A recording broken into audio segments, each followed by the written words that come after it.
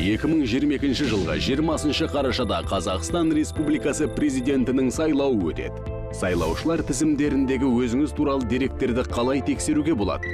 Әрбір азамат өз туралы деректерді тексеруге және тізімге енгізілмегені, дұрыс енгізілмегені немесе тізімнен шығарып тасталғаны, сондай-ақ деректерде жаңсақтық жіберілгені үшін шағымдануға құқылы.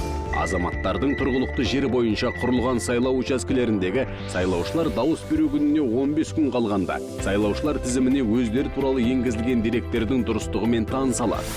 Сайлаушылар тізіміне түзетулер енгізу немесе сайлаушылар тізіміне енгізу қажеттігі туралы өтініштерді сайлау комиссиясы өтініш келіп түскен күні қарайды. Дұрыс шешім қабылданған жағдайда сайлау комиссиясы дереу түзету жүргізеді немесе енгізілмеген сайлаушыны тізімге енгізеді. Мақұлданбаған жағдайда азаматқа дәлелді шешімнің көшірмесі кешіктірмей беріледі.